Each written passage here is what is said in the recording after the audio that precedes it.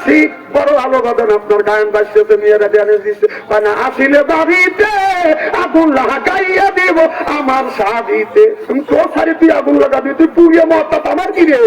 হ্যাঁ, আমি চিন্তা করলে হাসান ইবনে রাদিয়াল্লাহু তাআলা হইতে হাদিসে বর্ণিত কলা রাসূলুল্লাহ সাল্লাল্লাহু আলাইহি ওয়াসাল্লাম বলেছে বিল বাসাই ওয়া যাররাহি ওয়াহিয়াইল বাসিয়াতুল জান্নাহ রাওয়াহুল বুখারী। হাদিস শরীফের মধ্যে আছে অন্যদিকে প্রতিবাদ করে, এটা হলো ইমানদারের নৈতিক লক্ষণ। আমি চিন্তা করলাম যদি প্রতিবাদ না করি তাহলে আল্লাহর আদালতে আমি কি জবাব দেব? আমি অমনি পাশে দাঁড়াইয়া বললাম তুই না দাঁড়ালে নামাজে তোর নামটি থাকবে লেখা জাহান্নামেতে। তোমার নামে মামলা হবে, তোমার নামে সালিশ হবে আল্লাহ তাআলার দরবারে। না দাঁড়ালে নামাজে তোর নামটি থাকবে লেখা জাহান্নামেতে। চিল্লা কম ঠিক কিনে? এই জন্য রাসূল বললেন অন্যায় দেখলে প্রতিবাদ করে, এটা ইমানদারের বাদাম লক্ষণ। আর আমাদের দেশের ছেলেরা রাস্তা দিয়ে হাইটে যেতে যেতে তারা থাকে বাদাম চেনতাম যে বাদাম নামাজ পড়ে, আর আমরা রোমান মুড়ি দিয়ে আস্তাগফিরুল্লাহ আস্তাগফিরুল্লাহ বাতিস করে রে এনে প্রতিবাদ কর। ও চেনতাম যে পেশাব করতে সব যদি আপনি যদি ধমক গায়ে করিস কি ও কাপড় নষ্ট করে ভাড়াবে বসবে, যেরকম ঠিক কিনে আর নাই দৌড় দিবি। উনি আস্তাগফিরুল্লাহ বাতিস করে রে, ঠিক কিনা বল? এই জন্য অন্যায় দেখলে প্রতিবাদ করতে হবে, ইমানদারের লক্ষণ। আমার ভাইরা ভালো করে লক্ষ্য করে শুনুন, আমাদের নিয়ত বদন শুনতে হবে। এই জন্য 5 ওয়াক্ত বদন নামাজ পড়তে হবে, নিজেও পরিবার ছেলে মেয়েকে বদন নামাজ পড়বেন। আজকে ছেলে মেয়েরা কেমন করে নামাজ পড়বে? আপনারা নামাজ পড়বেন, শুধু নামাজ পড়বেন না, তাহাজ্জুদ নামাজ পড়ি আল্লাহর কাছে যদি চাওয়া যায় আল্লাহ পান খুলে দেয়। আর আমাদের দেশের ছেলেরা তাহাজ্জুদ নামাজ তো বড় দূরের কথা, রাত 9টার সময় আপনার ওই ঘরের মধ্যে দরজা দিয়ে ঢোকে, রাত 9টা থেকে 3:30 পর্যন্ত ফেসবুকের মধ্যে লিপ্ত আছে। মোবাইলের মেলা এখন আর চিঠি লেখা লাগে না, সারা রাত জাগিয়া অনেক কথা বলিয়া লেখা পড়াইয়া ছেলের ভালো লাগে না, লেখা পড়া আমি ভালো লাগে না।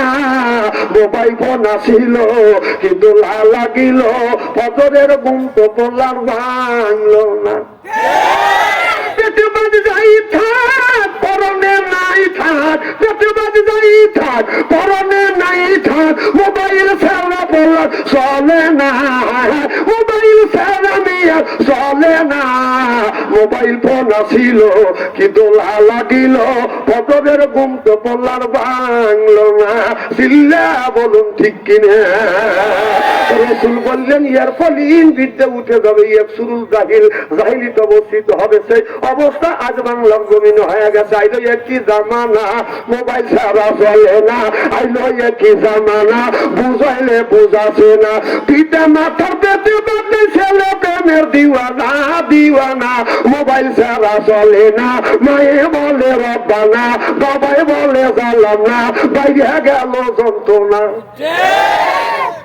বাবা তোমরা যে মোবাইলে যত সময় দিচ্ছ, এই সময়টুক মোবাইলে না দিয়ে যদি আল্লাহর নামে জিকির করতে, আল্লাহ যদি ইবাদত করতে, 40 দিনের মধ্যে আল্লাহর ওলি হয়ে যাচ্ছে। সুবহানাল্লাহ তো জোরে।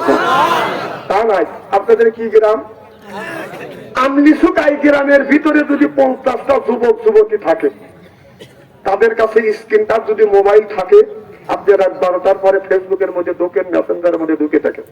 এই গ্রামের মধ্যে 50টা যদি যুবক যুবতী থাকে, তার 45টা রাত 12টার পরে লাইনে রয়েছে। ও কি করতেছে? তাহাজ্জুদ নামাজ পড়ে মোনাজাত করতেছে। কি ভাবছে?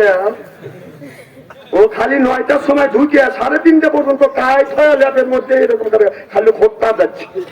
অর্থাৎ মা বাবাকে দোষকে নেওয়ার জন্য উঠে বলে লাগছে। ভাবছেন কি বেহেশতে যাবে? তোমার 3টে ছেলে হাতে তার ফোন দিয়ে তুমি মসজিদের আগার কাতারে যা ব্যাপারতে রব্বানা দিলাম না, তামাশা করো আল্লাহ তবে না তো দেবানের 5 পয়সা দাম নাইকে। আল্লাহ বলে ইয়া আইয়ুহাল্লাযীনা আমানু, ওহে ঈমানের বিশ্বাসীরা, কু আনফুসাকুম ওয়া আহলিকুম নারা, নিজে বাঁচাও তোমার আহল পরিবারকে বাঁচাও। কথা কার? আজকে নিজেও বাঁচলাম না, জাহেল পরিবারকে বাঁচাতে পারলাম না। ছেলে সন্তানরা, ছেলে মেয়েরা, আমাদের বাংলাদেশের ছেলে মেয়েরা প্রেম করতে করতে প্রেমের সেঞ্চুরি করছে। খারাপ বলতেছি নাকি? এরা তাই ভালো না। এই ছেলেদের নষ্ট করার মূল নায়ক আর নায়িকা ছেলের মা, মেয়ের মা, ছেলের বাবা, মেয়ের বাবা। ছেলের বয়স 25 বছর, বিয়ে করবে চায়, ওকে আপনি বিয়ে দেন না কেন? যুবকের কথা বল না কেন? এরা তো বিয়ে করতে চায়, আমার মেয়েরাও বিয়ে বসতে চায়, তাহলে ওরা বিয়ে করতে চায়, বিয়ে বসতে চায়, আপনারা বিয়ে দেন না কেন? ছেলের এক অন্যায় হলো ছেলের বাবা। শুনে রাখেন, আপনার ছেলে বিয়ে করতে চায়, আপনি বিয়ে দিচ্ছেন না, আপনি মেয়ে বিয়ে করতে চায়, আপনি বিয়ে দিচ্ছেন না। এই ছেলে, এই মেয়ে মোবাইলে যত ভাগ করবে, এই পাপ 3 ভাগে ভাগ করা হবে। 1 ভাগ মা পাবে, 1 ভাগ বাবা পাবে, সর্বশিষ্ট যেটুকু পাপ থাকবে ছেলে পাবে।